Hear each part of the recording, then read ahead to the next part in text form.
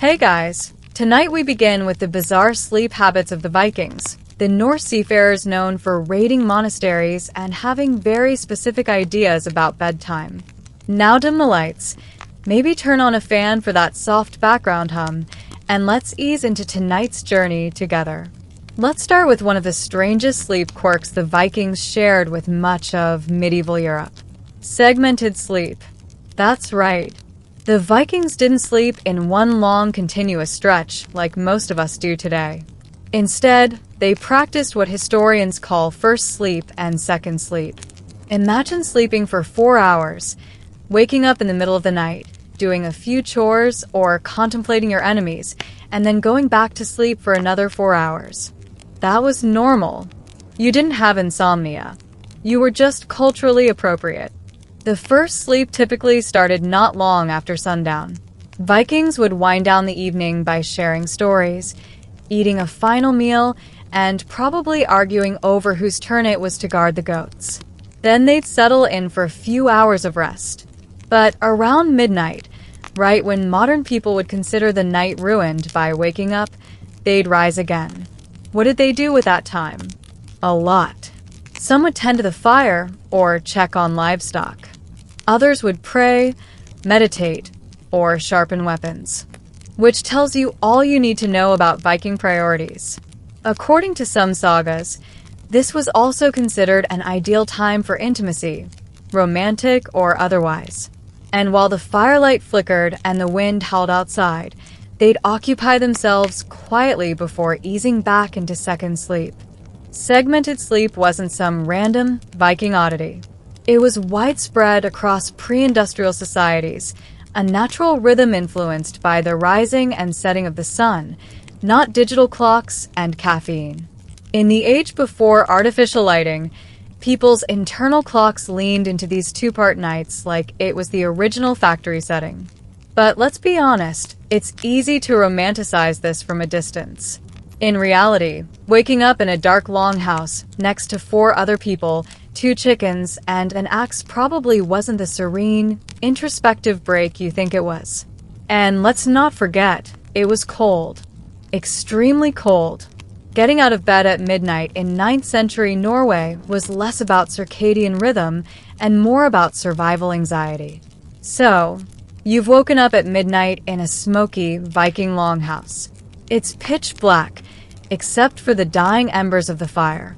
Your feet are freezing. Your cousin is snoring like a bear choking on a log. And you've got a good hour or 2 before second sleep kicks in. Now what? Welcome to the midnight interval. That strange waking period between first and second sleep that Vikings filled with an odd mix of chores, rituals, and whatever else they could do quietly enough not to wake the goat. First up, eating. With little refrigeration and 0 midnight DoorDash, Vikings often kept dried meats, smoked fish, or leftover stew within reach. Midnight snacks weren't indulgent. They were practical. If you'd spent the evening rowing, farming, or dragging half a deer back through the snow, waking up hungry wasn't unusual. So, they'd stoke the fire, heat a bowl of something, and gnaw in the dark like civilized cave people. But food wasn't the only thing on the midnight menu. This quiet time was often used for reflection. Without light pollution, noise, or smartphones, you could sit by the fire and think about life or death, or whether Odin was disappointed in your sword technique. Midnight became a time for private thoughts, prayers, or whispered conversations. Some believed dreams from the first sleep were clearer, like messages from the spirit world. Others may have spent the time worrying about everything they needed to do the next day, which frankly makes Vikings more relatable than we'd like to admit. And then, of course, there's intimacy. Yes, archaeological evidence and medieval writings suggest many couples chose the middle of the night as a prime time for romance. It makes sense. You'd had a few hours to rest. You weren't exhausted yet. And let's be honest, the fire was already going. There's even a suggestion that some people time their entire procreative schedules around this interval. That's right. Vikings invented the midnight booty call. If there's one thing the Vikings knew, it's that the world didn't pause while you slept. Villages got raided, livestock got stolen, and enemies had an annoying habit of showing up just before dawn. So when it came to sleep, especially in wartime or while traveling, the Vikings didn't just sprawl out and hope for the best. They organized sleep shifts. Yes, even bedtime had a battle strategy. Especially on long ships or in military camps, someone was always awake. It might have been the shipmaster, a trusted warrior, or the guy who lost at dice. But someone had to stay alert, scanning the horizon for enemy sails or making sure the boat didn't drift into a fjord. And if you think modern people complain about night shifts, imagine keeping watch in freezing rain with nothing but your beard for insulation. These shifts usually ran in cycles. One group slept while another kept watch. Then they'd switch. The result? No one was ever fully rested, but no one got murdered in their sleep either. It was a compromise, Viking style. Even back home, some form of night watch was common. In longhouses, those big communal halls where everyone slept together, someone might stay up tending the fire, listening for wolves, or just poking around to make sure the animals weren't chewing on someone's boots again. And in larger settlements, guards patrolled perimeters or manned lookout towers. But this wasn't just about safety. It was about culture. Being always ready was a point of pride. A Viking man wasn't supposed to sleep like the dead. He was supposed to sleep like a warrior, lightly, suspiciously, and with one hand on an axe. Deep sleep was for people who didn't expect to be attacked by surprise. And while it sounds exhausting and probably was, this vigilance was part of their identity. To be a Viking was to be tough. You slept when you could. You stayed alert when you had to. And if you dozed off during your watch, well, let's just say someone might urinate in your helmet as a lesson. Picture this. It's midnight in a Viking longhouse. There's frost on the windows, a smoky fire in the center, and half a dozen Norsemen curled up under rough woolen blankets. Now look closer. None of them is undressed for sleep. There are no wardrobe changes, no rituals of winding down with cozy robes, because Vikings slept fully clothed, often in the same garments they wore all day. And in some cases, they even added a little something extra, like armor. Let's start with the basics. Viking clothing was all about layering. Wool tunics, linen undershirts, thick cloaks, and fur when available. These weren't just outfits. They were survival tools. If you stripped down for bed, you were asking to wake up with hypothermia. This was Scandinavia, after all, not a cozy Roman villa with floor heating. And while sleeping in your clothes isn't exactly strange by modern standards, the Vikings took it a step further.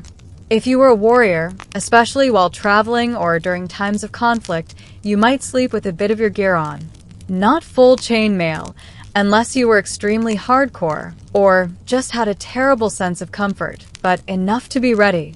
Because, let's face it, the odds of waking up to a raid were non-zero.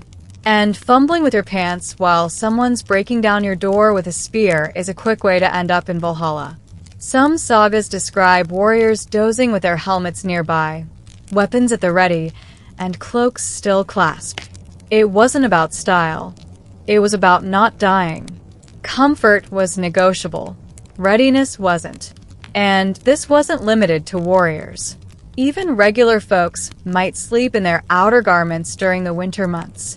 The idea of putting on warm clothes after waking up simply didn't apply when warmth needed to be trapped and preserved through the night. Taking your shirt off was admitting you'd given up. If there's one rule that Viking culture seemed to follow religiously, it was this: never be more than an arm's length from a blade, even when sleeping, especially when sleeping. For Vikings, the bed wasn't just a place to rest. It was a potential battlefield. The idea of tucking yourself in without a weapon nearby would have sounded as absurd to them as forgetting to bring your sword to a duel. So, whether they were in a longhouse, on a boat, or camping under the stars, Weapons were treated like bedtime companions, cold, pointy, and comforting. Sagas and archaeological evidence suggest that many Viking men and some women slept with their weapons. This didn't necessarily mean cuddling a sword like a teddy bear, though, to be fair, some of them probably did. More often, weapons were placed under furs, beside bedrolls, or even held in hand. Think of it as security through sharp steel. And this wasn't about bravado. It was practical. Viking homes were often remote, vulnerable, and made of flammable wood. Bandits, rival clans, and wild animals didn't wait for daylight to strike. Being unarmed when startled awake was a quick way to become an epic poem no one remembered the end of. There's even a word for this mindset in Old Norse culture: vigilance. To sleep too deeply was to sleep carelessly. The truly honorable warrior stayed alert even in dreams. If you slept through a break-in or worse, died in your sleep unarmed, good luck getting into Valhalla. Odin was picky, and the weapons themselves, they weren't stashed away in chests or racks. Axes leaned against the walls. Swords lay beside pillows. Spears might be wedged under the bed frame if you were fancy enough to have one.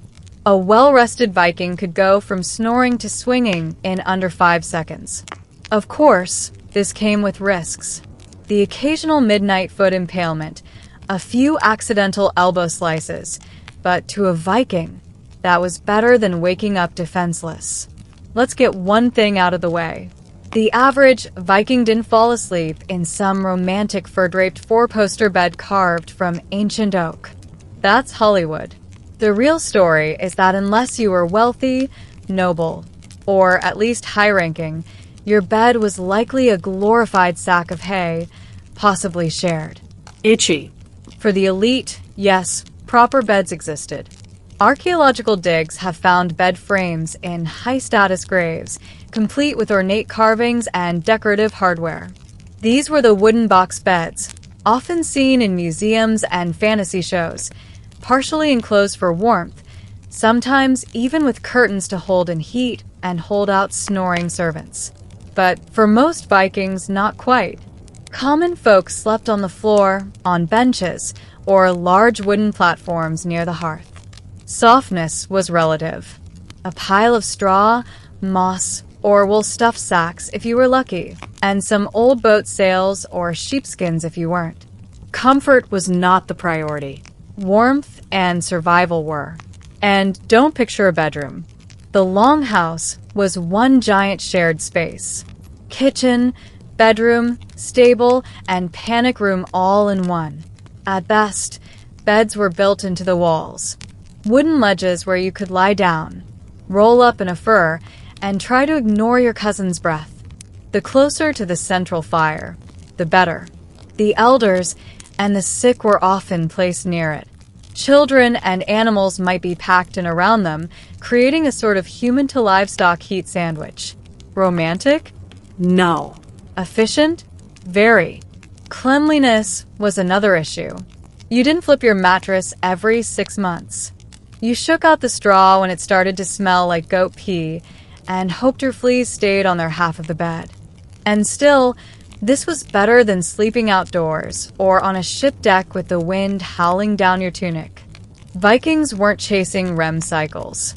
They were chasing enough warmth to survive the night without waking up with frost on their eyebrows.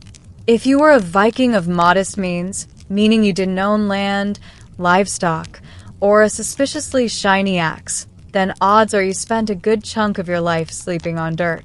Not metaphorically, literally. No mattress, no frame, just you, some animal skins, and a nice patch of packed earth that hopefully wasn't damp or covered in goat droppings.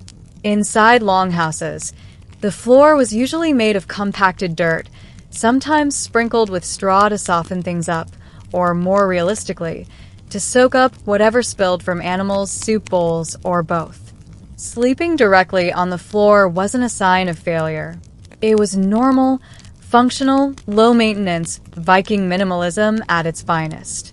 And for the truly poor, This might have been their only option.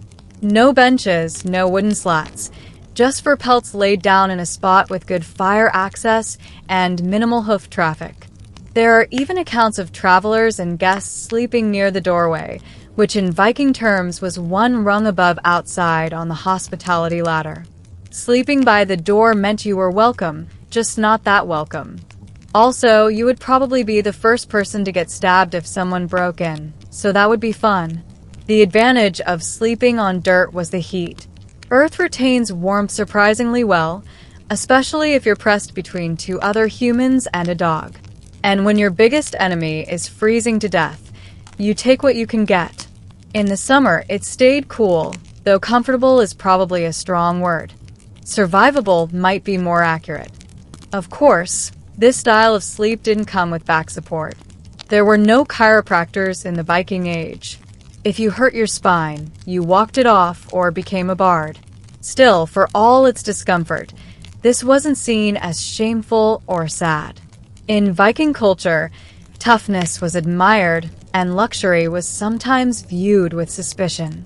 If you could sleep on the ground and wake up ready to raid a monastery, you were doing just fine.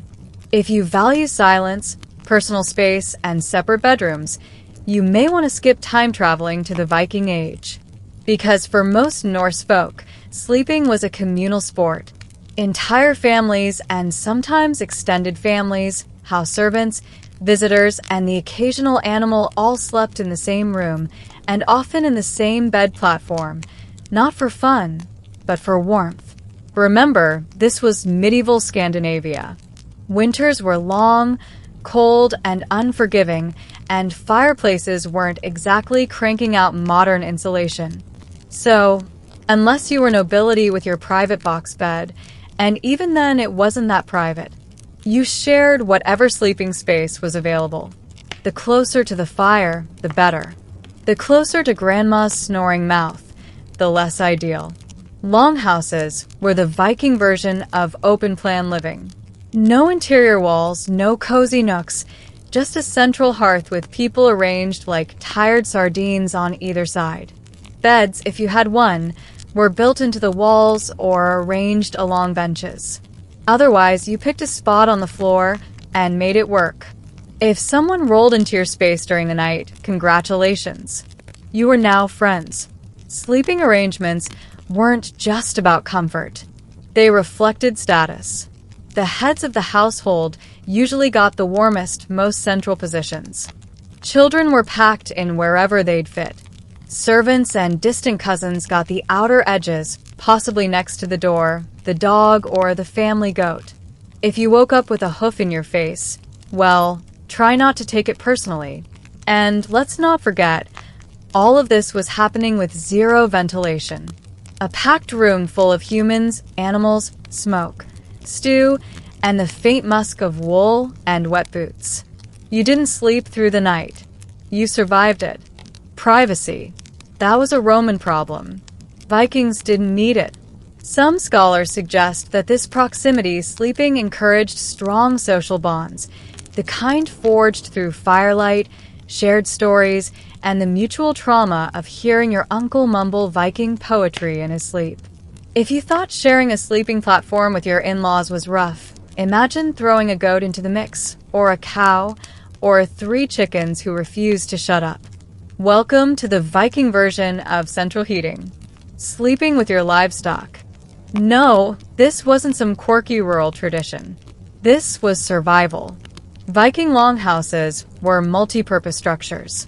One big room for eating, sleeping, working, storytelling, and yes, sheltering animals. Many longhouses were split into 2 main areas. One for humans, one for livestock. Sometimes there was a raised threshold between them. Sometimes there was a wooden partition, and sometimes you just accepted that the family sheep was now your bedtime neighbor. Why? Because animals gave off heat, and in Scandinavian winters, every bit counted. A cow could warm up a small corner of a house just by existing. Several cows, that was practically radiant floor heating. Chickens, less effective, more chaotic, but still helpful.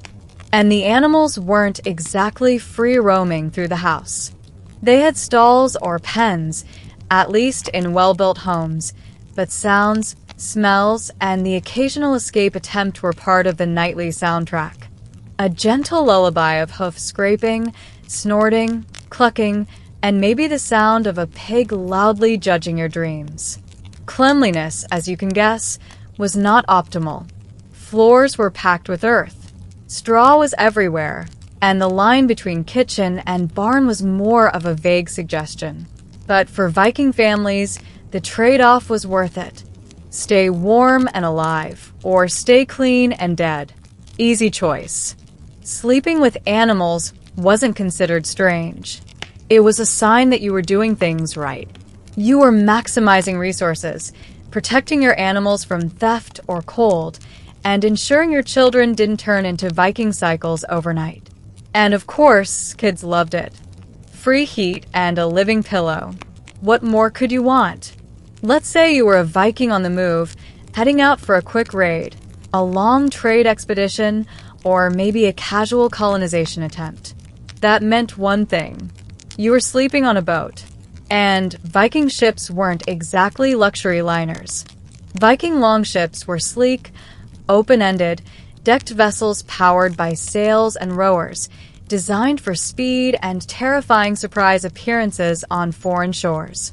But comfort is not in the budget. There were no cabins, no hammocks, and no cozy little berths.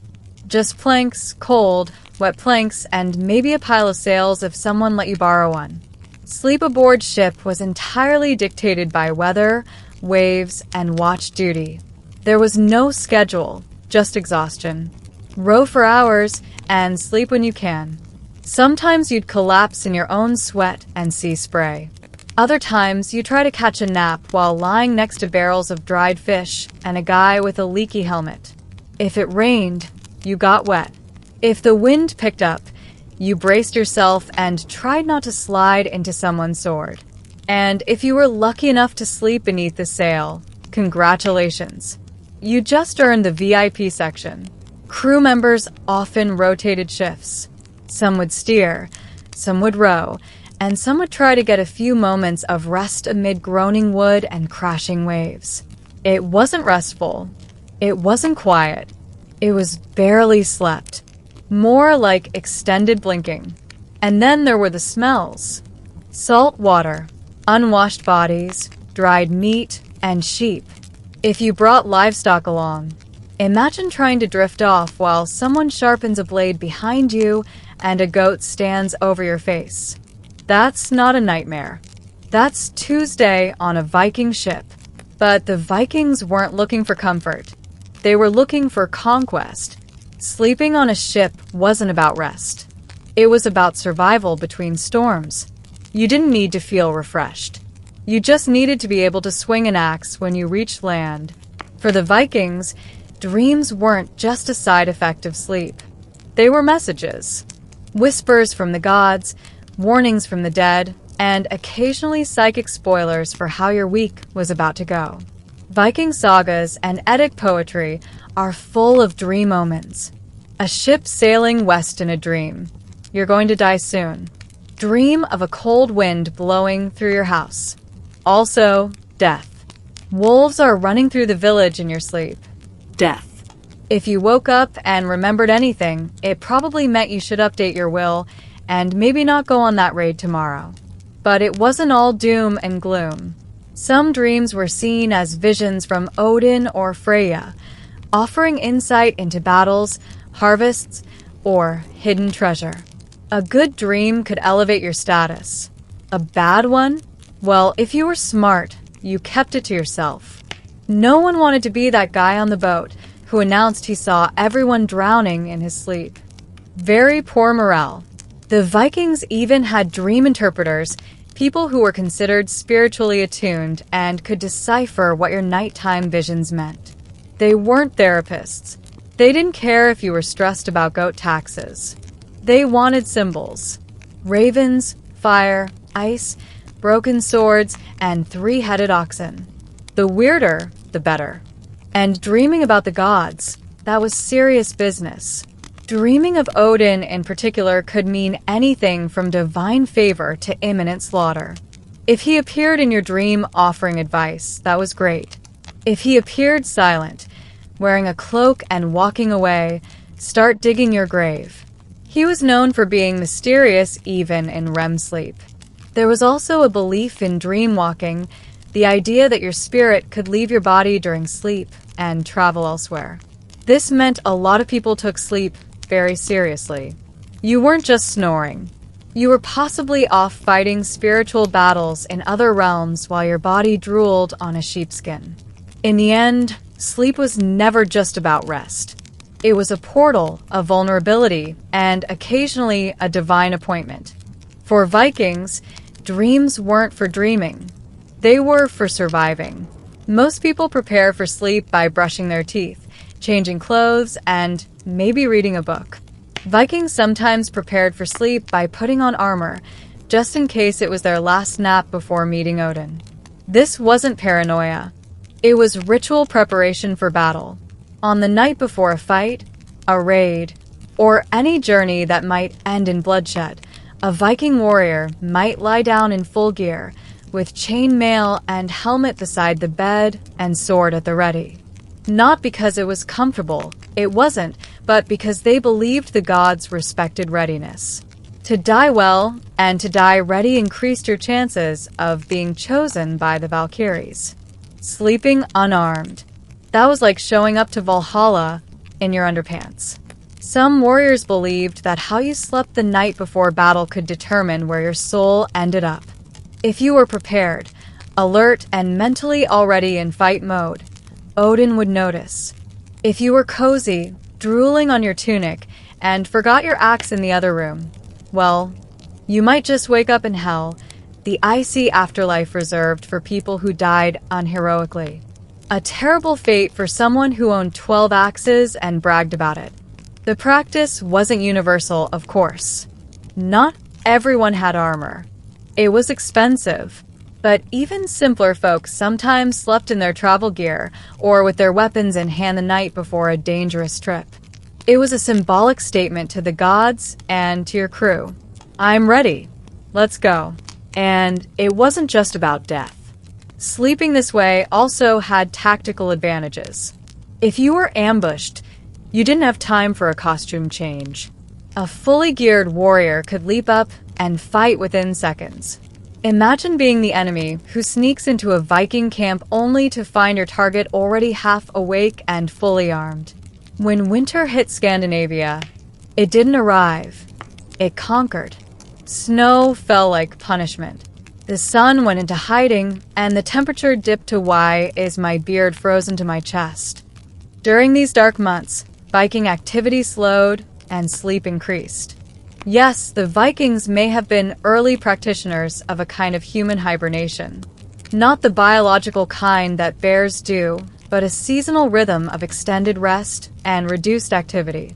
In short, they slept a lot more in winter. And who could blame them? With limited daylight, icy travel conditions, and little farming to do, there wasn't much incentive to leap out of bed at sunrise, especially when the sunrise wasn't until 10:30 a.m. Winter became a time of conservation.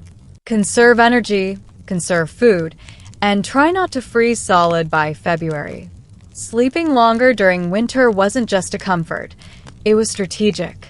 Less movement meant less food burned, and food supplies were precious. Why burn calories chopping wood when you could just add more layers and sleep through the next blizzard? Many families stayed indoors for days at a time, crowded around the hearth, sharing stories, meals, and heat. It wasn't laziness. It was an adaptation. Extended rest also allowed bodies to recover from months of labor, hunting, and war. Think of it as ancient off-season training. If that training involved a lot of snoring and reindeer fur, sagas and folktales from the far north even hint at dream seasons, periods when people felt slow, reflective, and even spiritually distant from daily life. The Norse may view winter not just as downtime, but as a mystical season where sleep, dreams, and introspection blur together. And while some people still needed to stay active, guarding animals, fetching firewood, and preparing food, there was a shift. Winter was not the time to launch a raid. It was time to sleep, plan a raid, and recover from the last one. While most Viking sleep habits were about staying warm, alive, and slightly less stabbed, there were moments when Vikings chose not to sleep at all, and not because of insomnia or goats being weird. Sometimes staying awake all night was intentional, even sacred. Enter ritual wakefulness. Certain Viking traditions and ceremonies involve deliberate sleep deprivation, usually to honor the dead, communicate with the gods, or prepare for something very big and very bloody. For example, during funerals, it was common for mourners to stay awake through the night in vigil, drinking, reciting poetry, and sharing stories of the deceased. Think of it as a cross between a wake and a Norse TED Talk, but with more ale and occasional axe juggling. These overnight gatherings weren't optional. Staying awake showed respect. Falling asleep, that was bad form, like texting during a eulogy, but with a higher risk of being elbowed awake by a drunk cousin. Vigil also had a spiritual edge. The Norse believed that the veil between worlds was thinner at night, especially when someone had just died. Staying awake meant you could feel the presence of the departed, maybe even catch a vision or two. Whether this was a divine connection or too much fermented honey, we may never know. Warriors also practiced ritual wakefulness before a raid or major battle. A night without sleep could serve as a form of mental sharpening, a time to meditate, focus, or psych yourself up by staring into the fire and thinking about how awesome Valhalla sounds. Some warriors even claimed to receive omens or dreams while still awake, sitting trance-like before combat.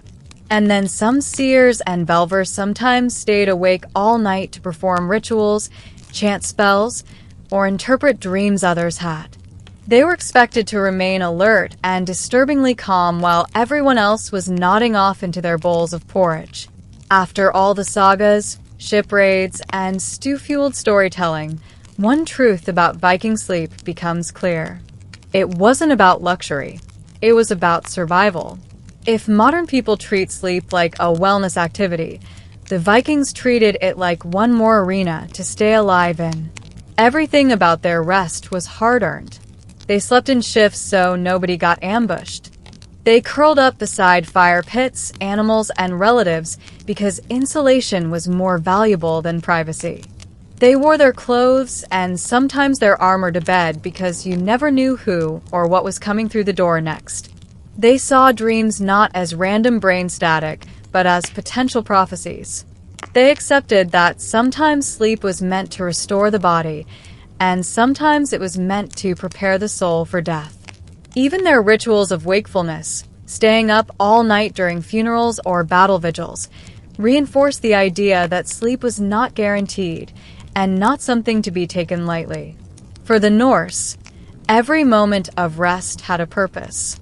Sometimes that purpose was warmth, sometimes it was readiness, and sometimes it was to prove you were still stronger than the night itself.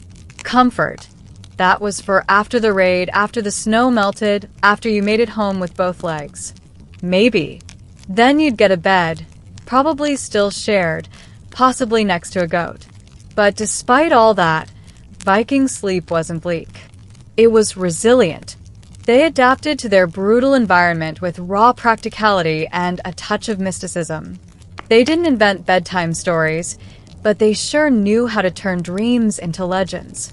And maybe that's the most Viking thing of all. They didn't romanticize sleep. They didn't overthink it. They just did what had to be done. Wrapped in wool, holding an axe, snoring beneath a sagging roof while the wind howled and the world waited for spring.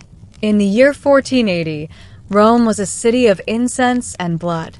Behind the crumbling columns of imperial glory, a new dynasty was rising.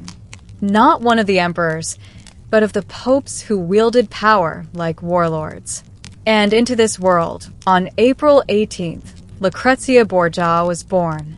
Her father, Rodrigo Borja, was a Spanish cardinal with ambition sharp enough to draw blood. Her mother, Venata de Catan, was a Roman courtesan with connections and cunning. From the very beginning, Lucrezia's life was wrapped in silk and scandal. She wasn't just any illegitimate daughter. She was the illegitimate daughter of a man who would soon become Pope Alexander VI, arguably one of the most controversial pontiffs in history. The word nepotism didn't just apply to the Borgers. They practically copyrighted it. Rodrigo Borja didn't bother hiding his children. On the contrary, he flaunted them, installing them in courts and marriages like chess pieces, pawns in a game where the Pope held all the power. Lucrezia grew up in the Vatican's shadow, educated and fluent in Latin, Greek, and poetry. Her childhood wasn't filled with toys, but with tutors, political rumors, and secret ceremonies. She wasn't meant for innocence. She was being raised to seduce alliances. By the age of 11, the rumors had already started. Whispers that she was more than just a girl, that she was a weapon, a vessel of beauty and manipulation, trained to be married off to the highest bidder or most strategic family. Her father saw her not as a child, but as a key, a way to unlock influence across Italy's fragmented city-states. But here's where things get complicated. Was Letizia a scheming enchantress from the beginning? Or was she a girl being groomed by a corrupt family, given no other path than the one laid out by her infamous surname? As Letizia reached her teenage years, the world around her would darken. Rome was a cesspool of poison, spies, and daggers in the dark. The Borgia name became synonymous with seduction and betrayal, and Lucrezia would become its most enduring and misunderstood symbol. She had no throne, no army, but she had beauty, and that in Renaissance Italy could be just as deadly as any blade. At just 13 years old, Letizia Borja was dressed in gold-trimmed silk and placed before the altar. The man waiting for her, Giovanni Sforza, Lord of Pizarro, is 27 and twice her age. The union was arranged not for love, but for leverage. The Schwartz family was powerful in northern Italy, and Pope Alexander VI wanted alliances as fortresses. Lucrezia, his daughter, was the martyr. The wedding was a spectacle. Fireworks, processions, and Roman nobility pretending not to whisper behind painted fans. But beneath the celebration was tension. Giovanni Sforza was of noble blood, but not powerful enough to be truly useful. And worse, he was starting to seem disposable. Lucia, for her part, tried to play the role. In her teenage years, she was said to be graceful, modest, and deeply pious. She spoke with careful politeness, often quoted the Psalms, and seemed to hold genuine affection for her new husband. But affection didn't matter to the Borgia machine. Within 4 years, Giovanni's value had evaporated. By 1497, the political winds had shifted. The Boer Pope no longer needed the Sforza family, and Giovanni, once celebrated, was now a liability. So the plan was set into motion. Lucrezia was sent to a convent allegedly to rest. Behind the scenes, Alexander V moved to annul the marriage because Giovanni was impotent. Giovanni, humiliated and enraged, struck back with the only weapon he had: scandal. He accused the Pope of trying to dissolve the marriage so he could keep Letizia for himself. The whispers exploded. Allegations of incest between father and daughter, between Lucrezia and her brother Cesare. Rome's gossip mills burned with stories too salacious to print, but too delicious to ignore. Lucrezia, still barely 17, was at the center of it all. Not as a villain, but as a symbol. Was she the temptress corrupting men from the papal throne downward? Or the victim of a system that used her and then blamed her? When the annulment was finalized, Leciche's reputation had already begun to blacken, not because of what she had done, but because of who she was. The name Borgir came with a scent of poison, lust, and betrayal. And Lucia, she was only just beginning to understand how trapped she was. Letitia Bura emerged from her first marriage not as a broken woman, but as a more dangerous one. She had survived political betrayal, public humiliation, and whispers of incest. Yet, as with every chapter in her life, the next would be even darker, more tangled, and harder to explain. Shortly after the annulment of her marriage to Giovanni Forza, Lucrezia took refuge in a convent once again. Only this time, it wasn't just for appearances. It was during this retreat that a mysterious scandal erupted. In 1498, a child was born, a boy listed in Vatican records under circumstances so strange that even historians still argue over the truth. The child's name was Giovanni, and two contradictory papal bulls appeared. One declared him the son of Sure Bura, Lucrezia's brutal and ambitious brother. The other, marked Secretissimo, or top secret, claimed that the boy was the son of Pope Alexander himself. Neither document mentioned Lucrezia as the mother, but the timing, her disappearance, and the rumors made it clear. Everyone believed the baby was hers. So, who was the father? Sure, the Pope? A secret lover named Pedro Calderon, a Spanish courtier who mysteriously vanished, likely at Cheshire's hands. The truth was tangled in lies and vanished documents. But one thing was certain. Letitia's body had become the property of scandal itself. She couldn't sneeze without Rome assuming it was a calculated move in a Borgir plot. If the child was hers, she never officially acknowledged him. But she didn't reject him either. Giovanni would be raised within the papal court, first as a bastard, then as a nephew, and eventually as a tool in family alliances. Lucia moved on, as she always did, smiling through the storms and refusing to explain. This era cemented her legend. Lucretia, the beautiful poisoner. Lucretia, the incestuous temptress. Lucretia, the seductive spider at the center of the papal web. Never mind that there was little proof. Truth had already lost the battle to myth. But far from retreating into shame, she was being prepared for her next mission, a new marriage, and a more valuable alliance. And this time, the stakes would not only be political, they would be fatal. Letitia wasn't just a pawn anymore. She was becoming a queen. In a rare twist of fate, Letitia's second marriage seemed to offer something she had never known before: love. In 1498, at just 18, she wed Alonso of Aragon, Duke of Bischofszell, a handsome, soft-spoken 19-year-old from the Neapolitan royal family. Unlike her first husband, Alonso wasn't a political placeholder. He was a prince of royal blood. And more surprisingly, their marriage seemed warm, even affectionate. For a time, Letitia bloomed. The court buzzed about her beauty: golden hair, pale skin, and eyes that could flicker between innocence and mischief in a breath. She and Alonso were seen walking hand in hand through the Vatican gardens. In 1499, she gave birth to a son named Rodrigo in honor of her father, Pope Alexander VI. It should have been a new beginning, but this was the Bora court. Love didn't last. Power did. Char Buir, Letitia's brother, now a warlord obsessed with glory, had just married a French princess and aligned himself with France. Naples, Alonso's homeland, had become politically inconvenient. Cheshire's ambition needed fewer strings, and Alonso was one. The knives began to circle. Alonso, sensing danger, tried to flee Rome but was caught.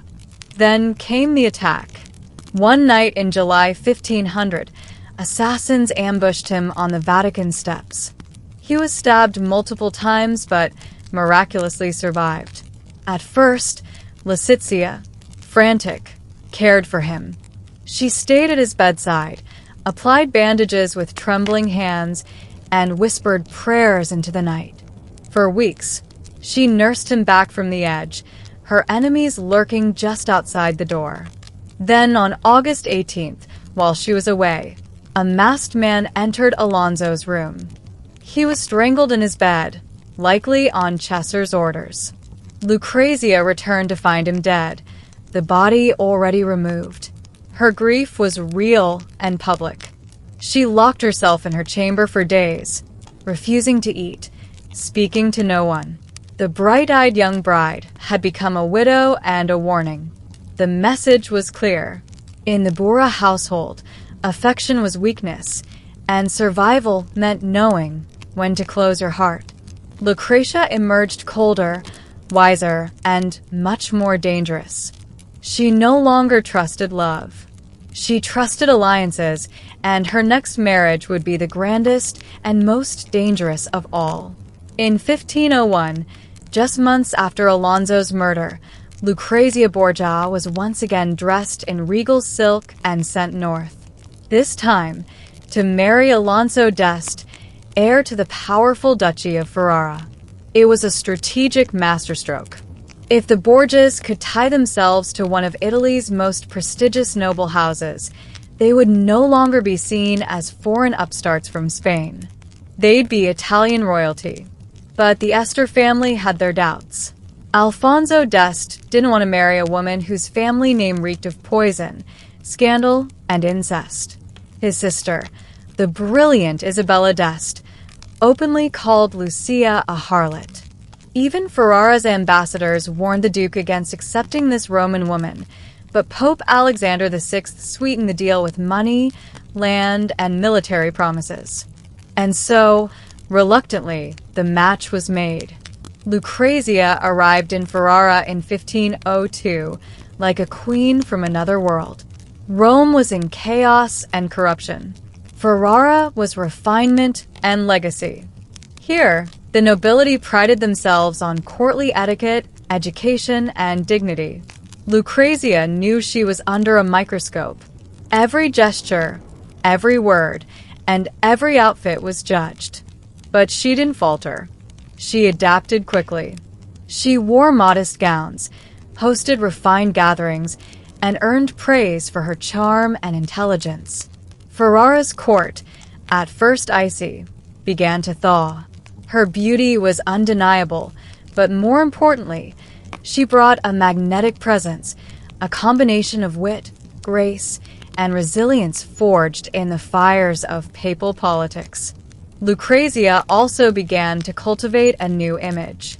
No longer the Vatican seductress, she positioned herself as a patron of the arts, a loving wife, and most importantly, a duchess worthy of the Este name.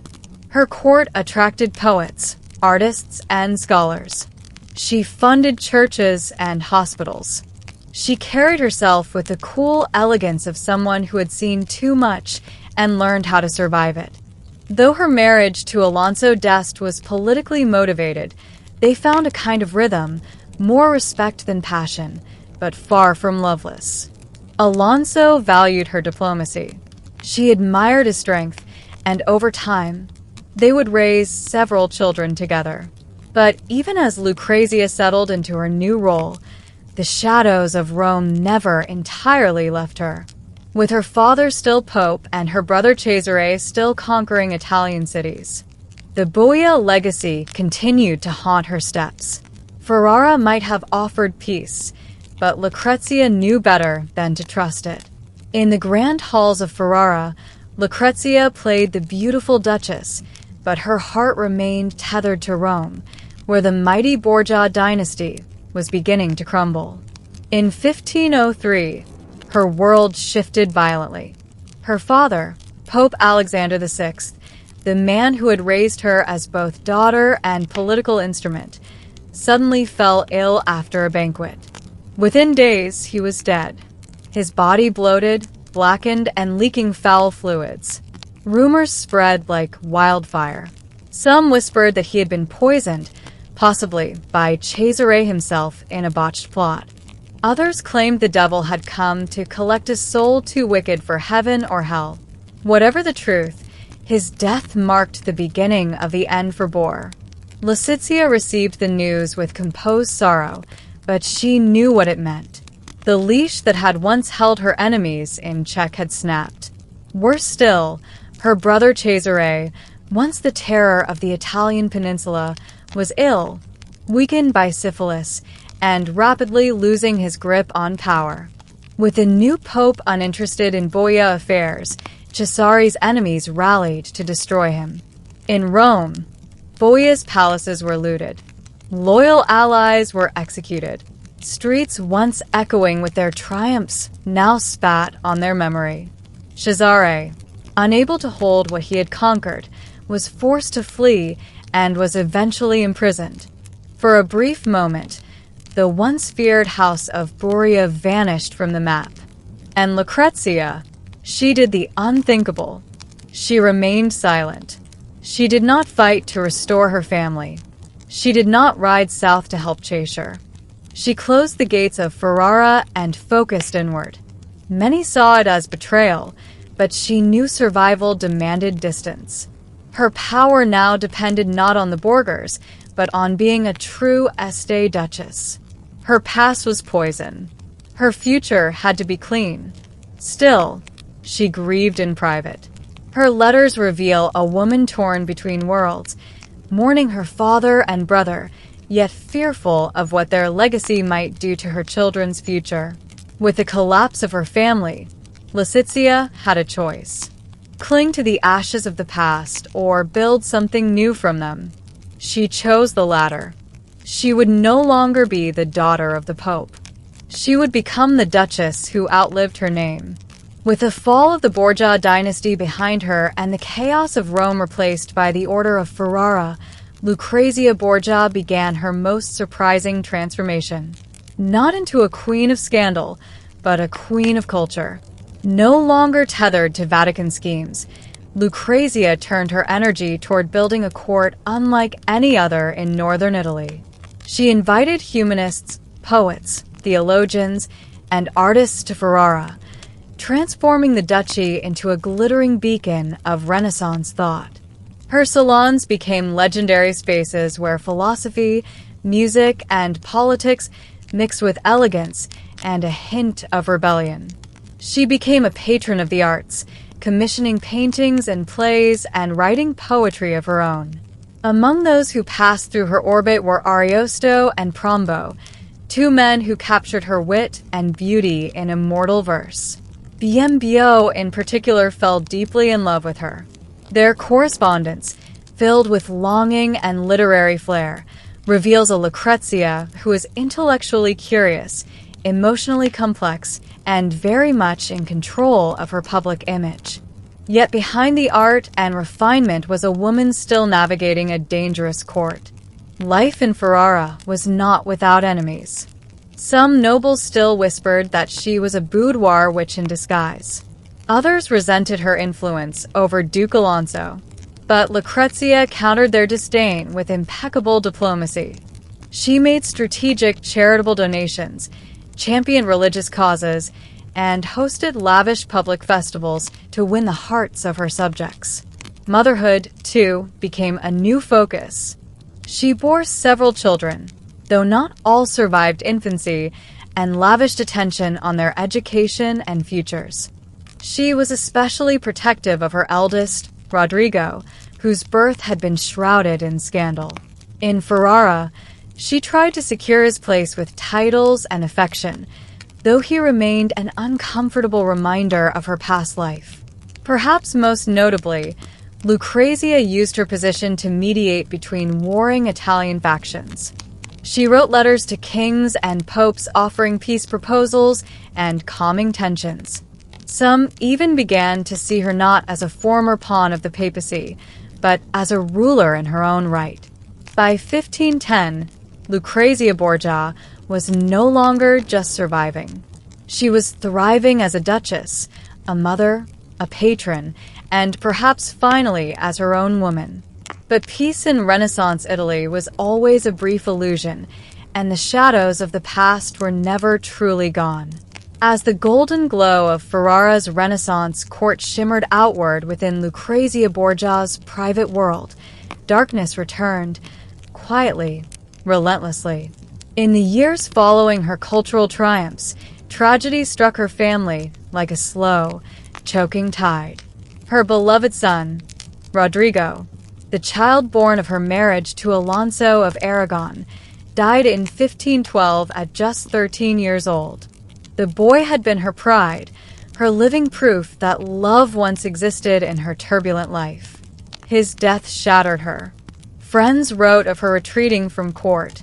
Her bright presence dimmed. Her joy was hollowed out. She wore mourning clothes for months, and her letters became darker and more fatalistic. But it didn't end there. She would lose multiple children in infancy, tiny lives that barely drew breath before vanishing into prayer books and tombs. Each loss left her body weaker, her spirit more burdened. Still, she endured, keeping her pain tightly wound behind the poised mask of a duchess. Publicly, she smiled at festivals. Privately, she confessed to spiritual torment, guilt, and dread. And then there were the persistent whispers. The stories of her past, the poisoned goblets, the incestuous accusations, and the secret baby never truly left her. No matter how many chapels she built or artists she supported, there were always those who muttered Bogger with narrowed eyes. Her efforts at redemption often felt like trying to scrub ink from a parchment. The stain wouldn't leave. Even her marriage to Alonso d'Este, once respectful, if not romantic, grew strained. Alonso was often away on military campaigns, and Letitia began to take more interest in religion and mysticism. She fasted frequently, commissioned sacred art, and poured money into monasteries. Some said she was atoning for sins she never confessed. Others believed she was preparing for something darker. Her health, already weakened by repeated childbirths and stress, began to fail. She suffered from fevers, exhaustion, and melancholia. By 1518, even climbing the stairs became difficult. Yet through it all, she kept writing, kept mediating, and kept protecting her children and preserving the Ferrara court splendor. It was as if she knew time was running out, and she wanted to leave behind something beautiful, something that would outshine the scandals. But history is a jealous scribe, and for Lucrezia Borgia, the final chapter was already being inked.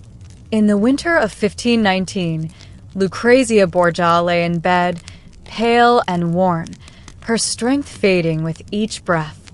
She was just 39, but her body bore the weight of more than a dozen pregnancies, years of courtly performance, and the relentless shadow of a family name that never let her go. She had fallen ill after giving birth to her final child, a daughter who died within hours. The labor had been brutal, and infection set in quickly. Ferrara's finest physicians hovered helplessly, but the Duchess already seemed to know her fate. Her letters turned mournful. She confessed her soul to the heavens. She asked for prayers, not pity. On June 24th, 1519, Lucrezia Borgia died. The city of Ferrara mourned deeply. Bells rang across the duchy. Convents held vigils, and courtiers wept. The woman who had once been scorned as the Vatican serpent was now mourned as a noble, wise, and compassionate duchess. Alonso d'Este, often distant in life, grieved her sincerely. Her children, especially the ones old enough to understand, remembered her as a devoted mother, gentle, careful, and fiercely protective. But outside Ferrara, the myth reasserted itself. Rome remembered the younger Lucrezia, the girl caught in a web of power, scandal, and whispered poison. Pamphlets and stories revived the old rumors that she had seduced cardinals, murdered husbands, and slept with her brother. Never mind that much of it was political slander. The Bura brand had long been tainted, and she had carried its burden to the grave. Still, a quieter truth endured. Letitia had not been a schemer.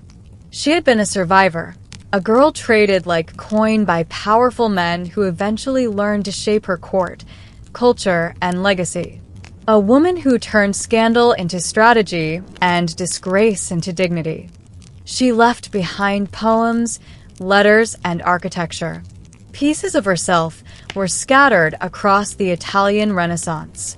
And in time, historians would begin to re-examine her story. Was she a villain, a victim, or both? Perhaps she was something rarer, a woman who lived in a time that had no room for her complexity. And in that way, Lucrezia Borgia became more than just the daughter of a pope. She became a mirror, reflecting the sins, fears, and brilliance of an age that still hasn't quite forgiven her for surviving it. Richard Plantagenet was born on September 8, 1157, in Oxford, into a world of power struggles and dynastic ambition. His father was King Henry II, the first of the Plantagenet kings, a ruler of terrifying energy and legal genius. His mother, Eleanor of Aquitaine, was a woman of unparalleled influence, once Queen of France, then Queen of England, and forever a political storm in her own right. From birth, Richard was not raised to be English. He was raised to be powerful. He grew up not in the mists of Britain, but in the sun-drenched courts of Aquitaine, his mother's duchy in southern France. There he absorbed not just the language and chivalry of the region, but also its intense pride and martial culture.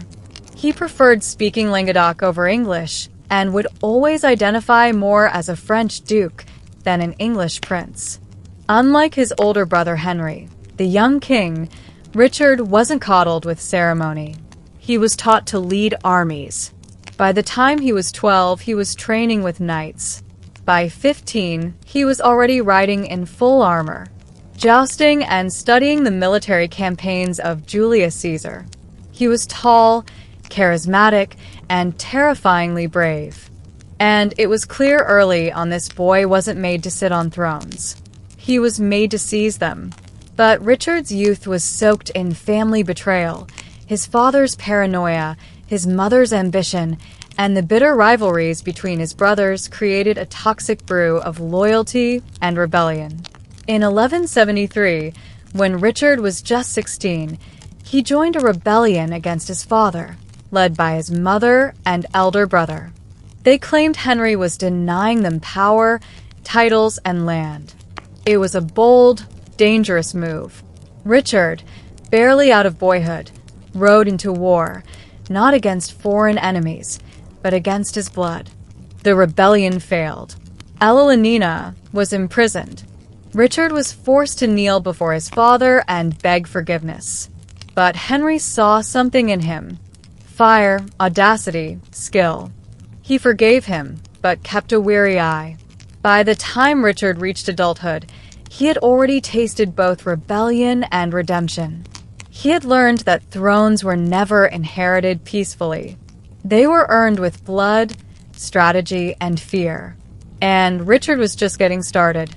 After the failed rebellion against his father, Richard was given control over Aquitaine, his mother's ancestral duchy.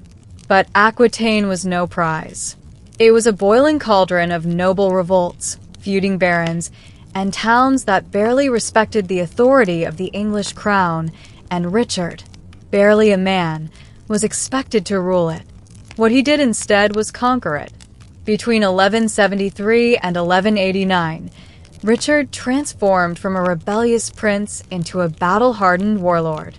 He crushed insurgents, laid siege to rebellious castles, and personally led his knights into brutal skirmishes. He was merciless. Cities that defied him were burned. Castles were razed. Nobles who dared to rise were exiled or executed. He ruled Aquitaine not with charm, but with steel. It was here he earned his legendary epithet, Coeur de Lion, the Lionheart. His courage was undeniable. He rode at the front of every charge, fought hand-to-hand, and was rumored to be the strongest knight in his court. His ferocity on the battlefield became legend, but so did his temper and vanity. Richard did not forget slights, and he ruled not as a just king, but as a feared warrior. His relationship with his family only worsened during these years. He and his brothers, Geoffrey and John, vied constantly for their father's approval and territories, and Henry II, seeing Richard's growing ambition, feared him. The new civil war nearly erupted more than once. Then, in 1183, fate took a dramatic turn. Henry, the young king, Richard's elder brother, and the presumed heir to the English throne, died of dysentery while campaigning. Suddenly, Richard was next in line. But Henry II didn't trust him and tried to force him to hand over Aquitaine to his youngest brother, John. Richard refused. Tensions snapped again. In 1187, Elenina, still imprisoned, was released briefly to mediate, but the final break came in 1189 when Richard did the unthinkable. He allied with King Philip II of France, his father's enemy. Together, they attacked Henry's territories in France. The aging king, sick, tired, and betrayed by his favorite son, was finally broken. When Henry died shortly after, Richard became King of England, Duke of Normandy, and Count of Anjou. But his crown wasn't forged in Westminster. It was forged in rebellion, fire, and the ashes of a father's broken heart. When Richard I ascended the English throne in 1189, the people celebrated. He was 31, tall, golden-haired, and already a living legend. But they didn't know what they were getting. Richard wasn't interested in governing. He had no passion for tax reform, justice, or domestic policy. He saw England not as a homeland, but as a bank, because Richard had one obsession, the Crusade. He had vowed to take the cross years earlier, inspired by tales of Jerusalem's fall and the growing fame of Saladin, the great Muslim leader who had reclaimed the holy city. To Richard, this was not just a war. It was his divine purpose, a chance to prove himself not just as a king but as a holy warrior, God's chosen champion. So, he sold everything that wasn't nailed down. He drained the royal treasury. He imposed massive taxes. He sold titles, lands, and offices, infamously declaring he would sell London itself if he could find a buyer. He even ransomed prisoners and pardoned criminals for coin. The money all went to ships, armor, and mercenaries. In less than a year, he had transformed England into a crusader's launch pad. But England itself was left behind. Richard appointed a government in his absence. His mother, Eleanor of Aquitaine, as regent, and his ambitious but dangerous brother, John, were left with minimal power. For now, the people hoped Richard would return soon. He wouldn't. In 1190, he departed for the Third Crusade, sailing alongside King Philip of France, his former ally and soon bitter rival. Together, they stopped in Sicily, where Richard immediately found himself embroiled in a power struggle between local rulers. Instead of praying in cathedrals or fasting in holy silence, he laid siege to the city of Messina and sacked it. He was not there to negotiate. He was there to conquer. This was Richard's pattern. Arrive, intimidate, fight, and demand surrender. And it worked. Messina submitted. Gold flowed into his coffers. And by the time his fleet set sail again, his reputation as the most dangerous knight in Christendom was sealed. But already cracks were forming.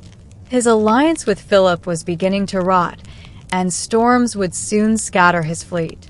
And far to the east, Saladin waited, ready to test the Lionheart's legend. Before Richard could even reach the Holy Land, fate threw him another battlefield. A storm scattered his fleet across the Mediterranean, and one of his ships carrying his sister Joan and his future bride, Baronia of Navarre, was shipwrecked on the island of Cyprus. The local ruler, Isaac Kenos, a rogue Byzantine prince, made a fatal mistake. He refused to release Richard's royal passengers and looted the survivors. That was all the excuse the Lionheart needed. Richard landed on Cyprus with cold fury. Within days, he had conquered the island. It was a swift and brutal campaign. Castles were taken. Isaac was captured and famously bound in chains of silver because Richard had promised not to use iron. The conquest shocked everyone. The Crusader king hadn't even reached the Holy Land, and he had already added an island to his possessions. Amidst this chaos, Richard did something unexpected. He got married. On May 12th, 1191, Richard married Berengaria of Navarre in Limassol, Cyprus. The wedding was splendid, the church decked in silk with nobles and knights bearing witness. But the marriage was cold from the start. Berengaria was quiet, pious, and politically useful, but she would never be close to Richard's heart. She would spend most of their married life far away from him. This entire chapter, storm, conquest, and wedding, perfectly captures Richard's character. He could pivot from crusader to conqueror to groom in a single month. Always bold, always theatrical, always hungry for action. But while Cyprus fell into his lap, his alliance with Philip of France was falling apart. Philip had grown envious of Richard's fame, his charisma, and perhaps his ability to overshadow him at every turn.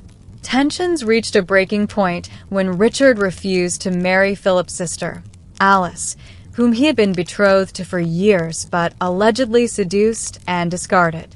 Philip, humiliated, returned to France, leaving Richard to face Saladin alone. And Richard didn't mind. He preferred it that way. No rivals, no politics, just war. With Cyprus conquered and his bride safely married, Richard finally turned his fleet toward the shores of the Levant. The Lionheart had arrived in the Holy Land, and the real war was about to begin. By the time Richard arrived in the Holy Land in June 1191, the siege of Acre had already dragged on for nearly 2 years. Crusader forces had surrounded the coastal city, but Saladin's defenders were holding firm. The crusade had stalled, morale was crumbling, and disease stalked the camps. What they needed was a leader who could break the deadlock, and Richard delivered. Despite suffering from scurvy and fever, he immediately took command. With siege towers, crossbowmen, and terrifying discipline, he launched relentless assaults. Within a month, Acre fell. The Muslim defenders surrendered, and the city's gates creaked open. But the real drama began after the surrender. Richard demanded an enormous ransom from Saladin, 200,000 gold dinars, the release of Christian prisoners, and the return of the True Cross, a sacred relic taken at the disastrous Battle of Hattin. Saladin hesitated. He stalled. Negotiations dragged. Richard's patience snapped. On August 20th, 1191, he ordered the execution of 2,700 Muslim prisoners, including women and children. They were marched outside the city walls and slaughtered in full view of Saladin's army. The message was unmistakable. Richard would not be played with. He dealt in action, not diplomacy. The massacre sent shockwaves across the Holy Land. Crusaders were stunned. Saladin, known for his chivalry, was enraged, but he did not retaliate with the same brutality. He continued to treat captured Christians with mercy, perhaps to draw contrast with a bloodthirsty Lionheart. The horror at Acre also set the tone for the rest of Richard's campaign. He was both a hero and a terror. To Christian knights, he was the embodiment of medieval virtue, fearless, devout, and unyielding. To Muslims, he was a beast in human armor. Despite this dark stain, Richard's military genius was undeniable. After Acre, he reorganized the Crusader forces, repaired their fractured morale, and began marching south toward Jaffa, aiming to threaten Jerusalem itself. But Jerusalem was more than a military target. It was a symbol, and while Richard won battles on the ground, he was slowly losing a greater war, one of distance, loyalty, and time. Because back in England and France, his enemies were beginning to move. And the longer he stayed in the East, the more vulnerable his crown became. But Richard didn't care yet. For now, the Lionheart had blood to spill and holy ground to reclaim. With Acre behind him and the road to Jerusalem open, Richard's crusade seemed unstoppable. Victories followed quickly. He won the Battle of Ars in September 1191, defeating Saladin's elite forces with tactical brilliance. While most Crusader leaders would have crumbled under a desert ambush, Richard adapted, flanked, and countercharged with terrifying precision. His command on the battlefield was almost supernatural. He inspired loyalty, fear, and awe in equal measure. By winter, the Crusader army stood within sight of Jerusalem. And yet, Richard hesitated. Taking Jerusalem wasn't just a matter of military strength. It was logistics, supply lines, and weather. The rainy season turned roads into rivers of mud, making siege engines useless. Worse still, Saladin's army shadowed every move, waiting for a mistake. But the real reason for Richard's doubt ran deeper. He knew that even if he took the city, he couldn't hold it. The Crusader states were too fractured, their allies too unreliable, and Richard had no intention of staying in the Holy Land forever. Without reinforcements, Jerusalem would simply fall back into Muslim hands once he left. For a man obsessed with lasting glory, a fleeting conquest wasn't enough. So in early 1192, Richard turned back. It was a decision that stunned his men. They had marched for years, spilled oceans of blood, and come within arm's reach of the holiest city in Christendom, only to retreat. Richard justified it as a strategy. Others whispered of cowardice, exhaustion, or perhaps a rare moment of humility. Either way, Jerusalem would remain in Muslim hands. But the campaign wasn't over. Richard recaptured Jaffa on July 1192 with another daring assault, personally leading a last-minute counterattack to save the city. Saladin was reportedly impressed by his courage, calling him a man of iron. Still, both leaders were exhausted. By September, they agreed to a truce, the Treaty of Jaffa. Jerusalem would stay under Saladin's control, but Christian pilgrims would be allowed to visit freely. The Crusader states would retain a thin strip of coast. It wasn't a victory, but it wasn't a defeat either.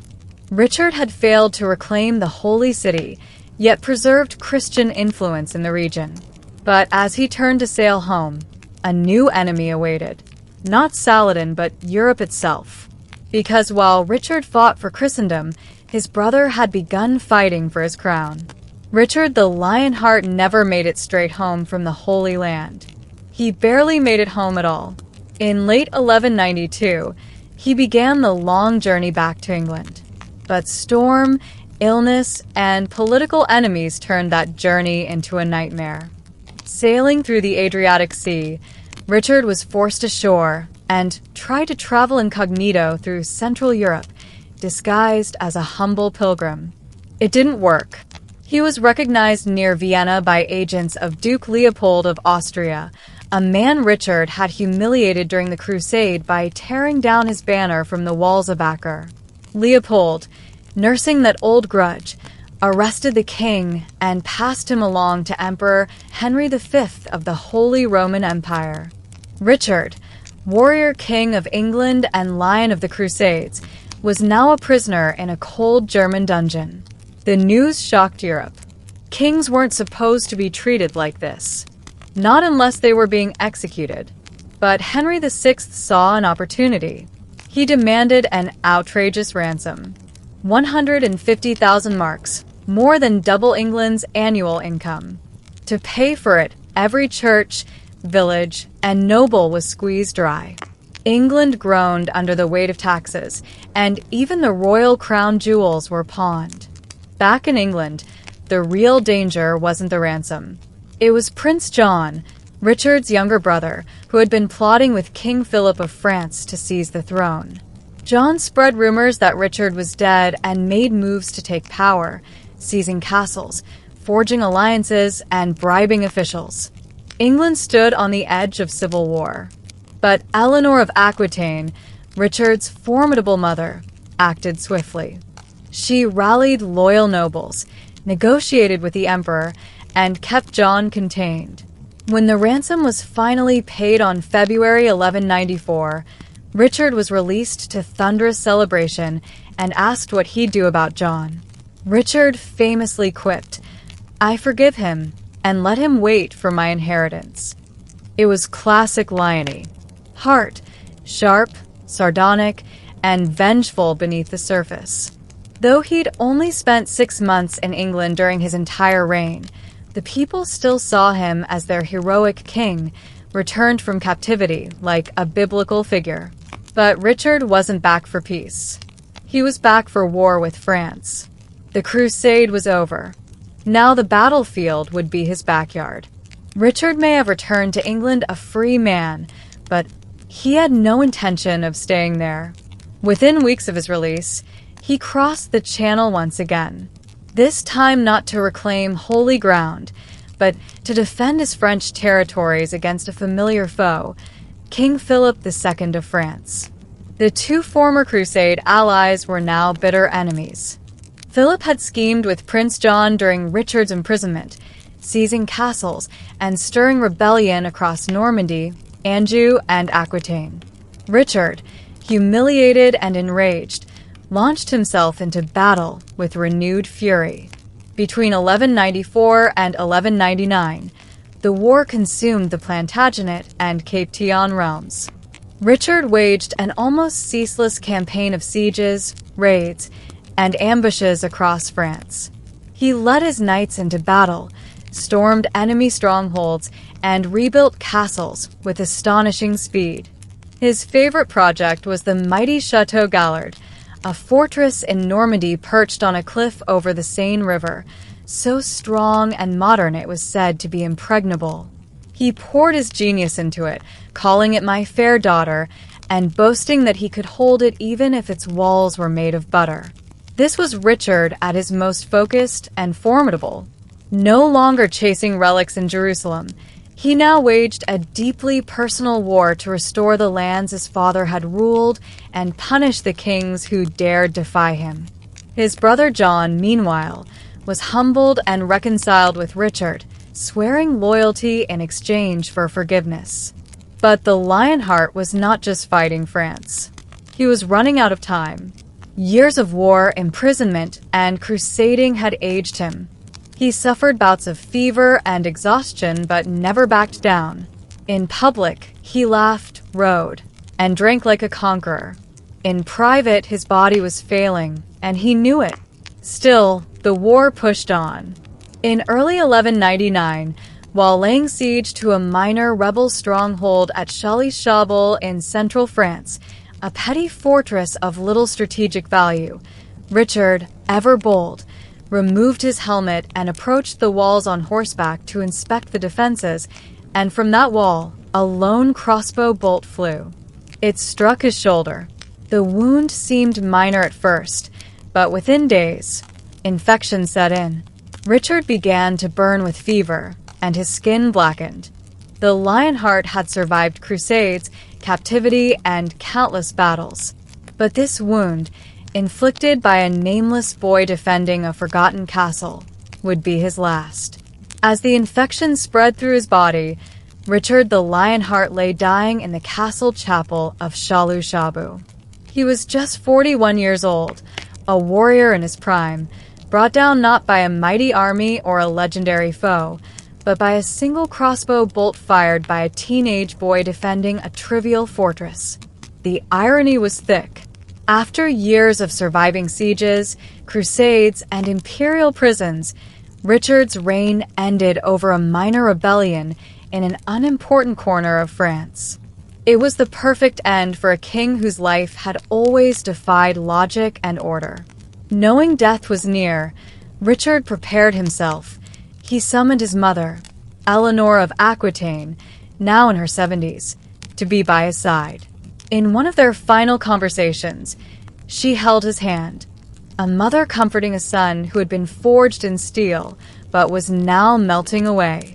He made peace with his brother John, naming him heir, a choice that would haunt England in the coming years, and the boy who shot him. Richard ordered that he be spared and given a reward. But after his death, his mercenaries defied the order and flayed the boy alive, a brutal punctuation to a bloody reign. On April 6, 1199, Richard died. His body was divided in death, as it had been in life. His heart was buried in Rouen, his brain in Poitiers, and his body laid to rest at Fonthieu Abbey beside his father, Henry II, whom he had once rebelled against and ultimately succeeded.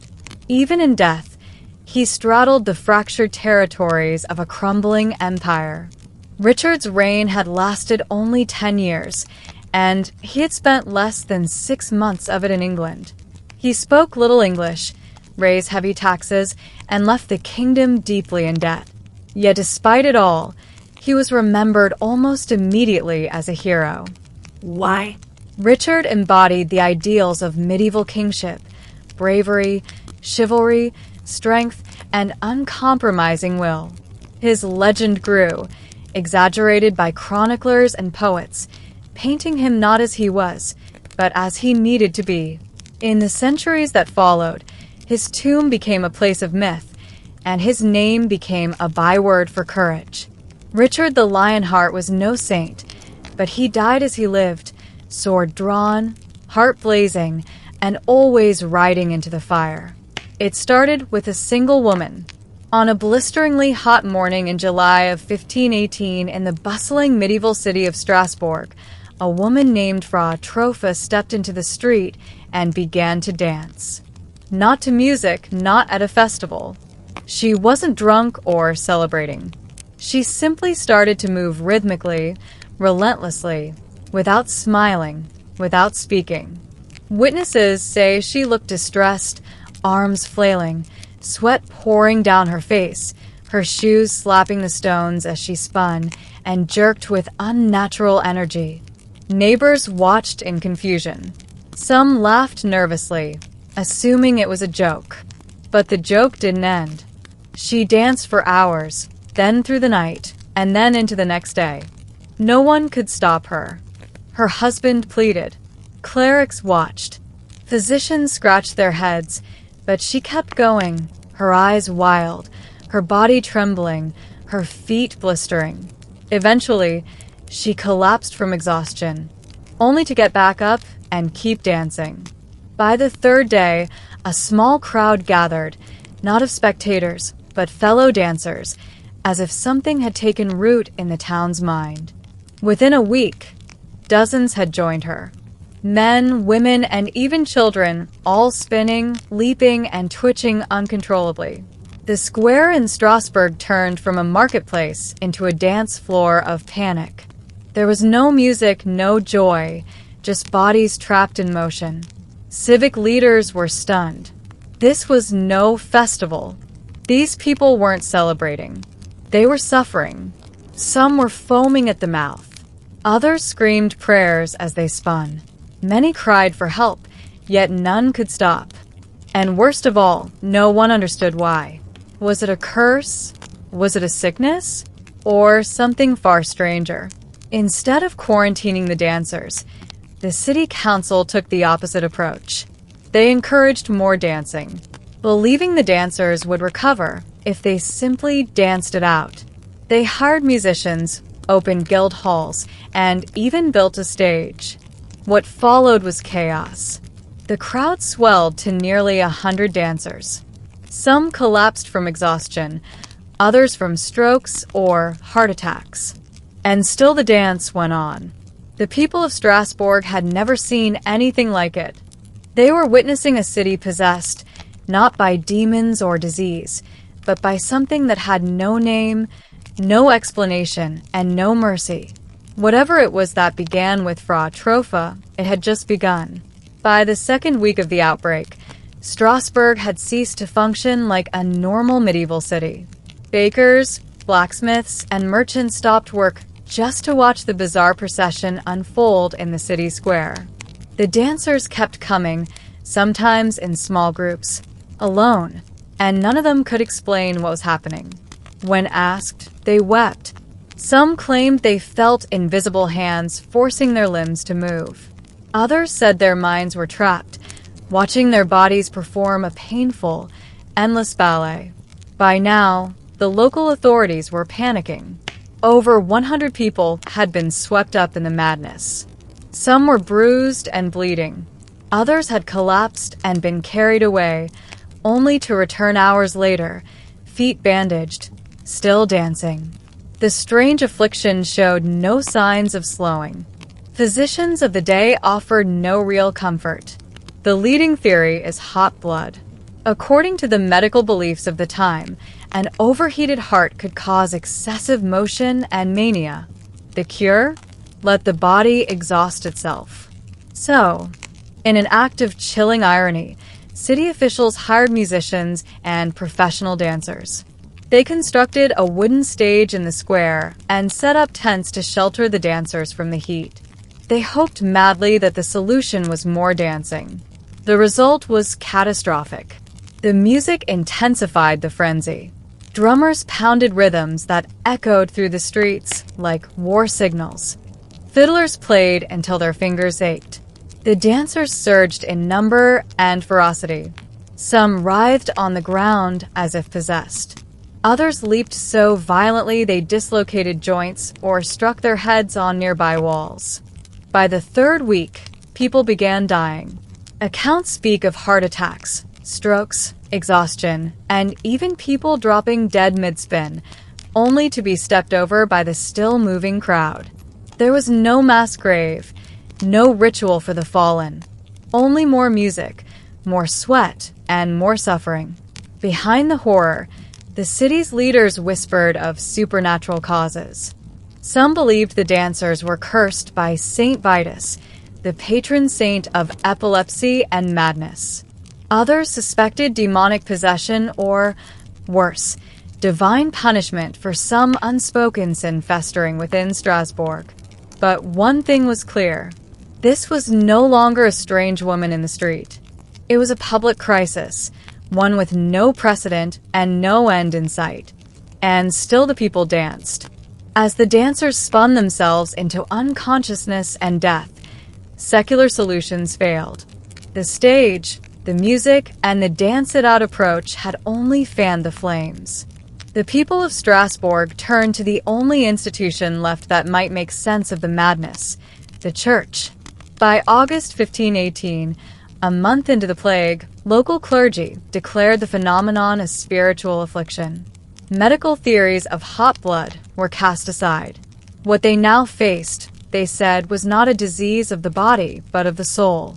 The prevailing theory was that the dancers were victims of Saint Vitus' curse. According to medieval belief, Saint Vitus, a 4th century Christian martyr, had the power to punish sinners with uncontrollable movement. Those who angered him through vanity, blasphemy, or secret sins could be struck with convulsions, trembling, and violent rhythmic spasms. It wasn't a new idea. Earlier outbreaks of similar dancing plagues had been reported in places like Aachen and Metz, but never on this scale, and never with this level of terror. The church's solution was a drastic pilgrimage and penance. The city's clergy ordered that the dancers be removed from Strasbourg. Many were transported half-conscious to the shrine of Saint Vitus in the nearby town of Savon, carried by cart or slumped over pack animals. Once there, the afflicted were dressed in red shoes, each with a holy cross painted on the sole. They were led around the shrine in ritual circles, prayed over, sprinkled with holy water, and made to place offerings before the saints' relics. A few reportedly recovered. Others collapsed and had to be left behind. Back in Strasbourg, the church ordered a citywide spiritual cleansing. Gambling was banned. Blasphemy is punishable by a fine. Secular music was prohibited. Public dancing is outlawed. Sermons thundered from pulpits, warning of divine wrath. Citizens were urged to confess sins, perform acts of charity, and renounce temptation. The city became a place of hush and fear, as if trying to cover up the noise and frenzy that had overtaken it. And slowly, almost inexplicably, the dancing began to stop. No one declared the end. There was no final waltz, just fewer dances each day. Silence returns to the square. And then, as suddenly as it began, the streets of Strasbourg stood still again. But the questions had only just begun. When the dancing finally stopped, Strasbourg didn't breathe a sigh of relief. It held its breath because no one understood what had just happened. No invading army, no natural disaster, no visible enemy. And yet hundreds had danced uncontrollably, some until their hearts gave out. The city returned to its routines, but the memory of that summer haunted everyone. Years passed, and whispers remained. What if it returned? What if the curse was sleeping, not gone? Centuries later, historians and psychologists began combing through the records. And one theory emerged that seemed to match the madness. Mass psychogenic illness, also known as mass hysteria. Mass hysteria occurs when a group of people under extreme psychological stress begins to manifest symptoms without any physical cause. In modern terms, it's the mind overrunning the body, multiplied across an entire community. Think of fainting spells in school dormitories or phantom illnesses spreading in a closed workplace. But in medieval Strasbourg, it may have taken the form of a dance to death. The theory makes sense when you consider the pressure cooker that was 1518. The region had been hammered by famine, plague, and social unrest. People were starving. Dozens of children had recently died in a crop failure. The political and religious landscape was unraveling. The Protestant Reformation loomed, and fear of hellfire was at an all-time high. Add to that the belief in curses, saints, and divine punishment, and you had a society teetering on the edge. So when Fraffa began to dance, people may have seen not just a woman but a warning, and their minds primed by trauma followed her lead. Supporters of the hysteria theory point to similar outbreaks. Groups of nuns who barked like dogs, towns where people believed they'd been bitten by invisible animals, and villages where laughter or screaming became contagious. In each case, there was no toxin, no infection, just shared belief and shared fear. Still, even the mass hysteria theory doesn't explain everything.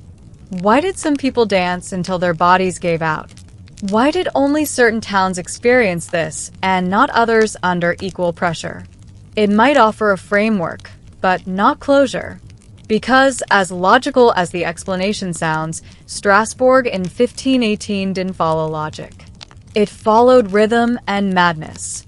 For those unconvinced by the mass hysteria explanation, another theory emerged, one rooted in biology rather than psychology.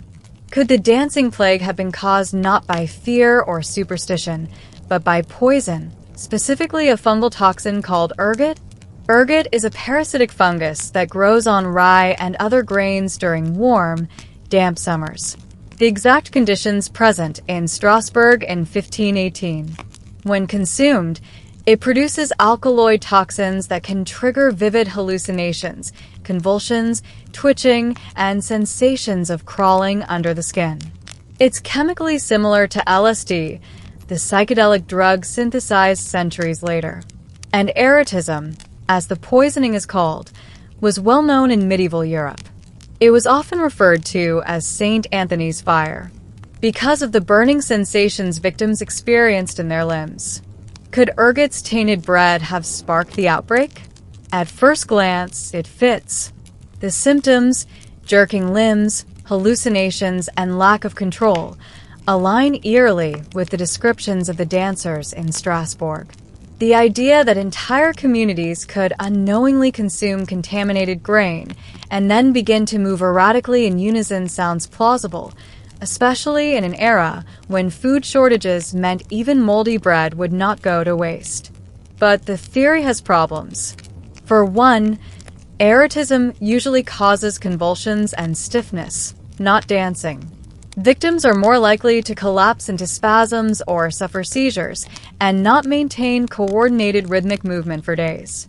Also, erotism tends to cause gangrene and vomiting long before inducing any form of energetic behavior. There are no contemporary reports of blackened limbs, vomiting blood, or other classic ergot symptoms in Strasbourg. Then there's geography. If ergot-contaminated bread was the cause, why didn't nearby towns eating from the same grain sources experience similar outbreaks? Why was it so specific to Strasbourg? Still, some researchers argue for a combination. Mild ergot poisoning sparked neurological symptoms in a population already pushed to the brink by starvation and fear. Perhaps the fungus dulled inhibition. Perhaps it blurred the line between vision and reality, setting the stage for a psychological wildfire. It's a fascinating idea, a toxin in the daily bread becoming a chemical conductor for communal madness. But like all the theories surrounding the dancing plague, it lacks one thing: certainty. Because whatever tainted Strasbourg that summer, whether mold or mind, it struck with the force of something older, something primal. And it didn't stop with bread. To truly understand the dancing plague, we have to step inside the minds of the people who lived through it. And that means entering a world where fear, faith, and folklore were indistinguishable from fact. In 1518, Europe was not merely struggling with famine and disease. It was spiritually anxious. Life was short, violent, and often inexplicable. The average person believed their suffering came not from bacteria or psychology, but from divine punishment or supernatural wrath. The church dominated every aspect of life. People prayed to saints for rain, for fertility, for healing, and especially for protection. But that devotion came with fear. If saints could heal, they could also curse. And none was more feared in this regard than Saint Vitus. He was the saint most associated with involuntary movement and convulsions. Tales of Saint Vitus's dance had circulated since the Middle Ages. Accounts of people struck by his displeasure, dancing uncontrollably until they collapsed. It was believed he could possess the body, twist it into spasms, and drag the sinner through madness until they were cleansed or dead. So when Frau Tropfa began her strange performance in the street, the people of Strasbourg didn't reach for science. They reached for saints and stories, and folklore did the rest. At the time, rumors of spiritual contagion were widespread. It was believed that seeing someone cursed could spread the curse, a kind of medieval psychological contagion. If a single person was afflicted and their community feared the same fate, it could spark a chain reaction, especially in an emotionally frail population. People might have danced not because they were physically compelled, but because their minds, soaked in myth and superstition, convinced them it was happening. The belief was powerful enough to override the body's natural limits. In this view, the dancing wasn't just an expression of fear. It was the fear. Even the city's solution, pilgrimage to St. Vitus' shrine, was steeped in this mindset. People believed that by physically reenacting rituals, wearing red shoes, and offering coins, they could reset the curse. And in some cases, it seemed to work. But if belief could cure, it could also harm. In 1518, belief was not optional. It was the framework through which every cough, shadow, and twitch was interpreted. And when belief breaks from reason, reality follows. Strasbourg's dancing plague wasn't an isolated case. It was simply the most infamous. Across medieval Europe, similar outbreaks had been recorded decades, even centuries earlier. The phenomenon had a name long before 1518. People called it the Colosseum. One of the earliest known episodes occurred in Aachen in the year 1374, over a century before Strasbourg. In that case, crowds of people reportedly danced through the streets for days. They screamed, hallucinated, and claimed they couldn't control their limbs. Much like Strasbourg, the clergy blamed divine punishment, and the afflicted were led to churches for healing rituals. Then there were Metz, Cologne, and Utrecht, all cities that saw similar events unfold. Groups of people dancing, sometimes laughing, crying, and often begging for help. Some dropped from exhaustion. Others foamed at the mouth. The reactions from authorities were always the same. Pray harder. March them to the nearest shrine and hope they stop. The fact that Strasbourg wasn't alone only deepens the mystery. What was this force that could cross generations and borders, slipping into different towns, always with the same eerie rhythm? Some scholars have argued that these outbreaks followed patterns. Regions under stress from war, plague, or famine were more likely to be affected. And significantly, the victims were often poor, deeply religious, and isolated from secular education. Their worldview offered few tools for interpreting distress. So, they danced, they twitched, and they screamed. There's even a theory that these episodes were a form of cultural protest, a way for powerless people to express suffering in the only language available, spectacle. In a society where speaking out against the church or the ruling class could get you killed, a strange illness might have been the safest way to scream. Of course, no one theory fits them all. Some cases seem linked to ergot poisoning. Others appear to be in group panic. A few are probably misidentified as epilepsy or neurological disease. But what binds them is how they were treated, not as medical events, but as moral and spiritual crises. Strasbourg was just the most tragic, most well-documented case, but it wasn't the first, and it may not have been the last. We like to think such madness belongs to the past, that we're too modern for that now. But when fear spreads faster than facts, history has a way of dancing back. The idea of hundreds of people dancing themselves to death sounds almost fictional today, like a dark fairy tale from a forgotten age. But the truth is, the human mind hasn't changed as much as we think. And the question modern historians and psychologists keep asking is chilling. Could it happen again? Some say it already has. In the 20th and 21st centuries, there have been documented cases of mass psychogenic illness that echo the strangeness of the Strasbourg plague. In 1962, at a boarding school in Tanganyika, now Tanzania, a mysterious outbreak of laughter spread through dozens of students. It wasn't joyful. It was compulsive, uncontrollable, and in some cases lasted for days. The school had to be shut down. There was no disease, no drug, no poison, just a social contagion. More recently, in 2006, several girls in a high school in New York developed tics, spasms, and verbal outbursts. Panic spread. Parents suspected environmental toxins, mold, vaccines, anything.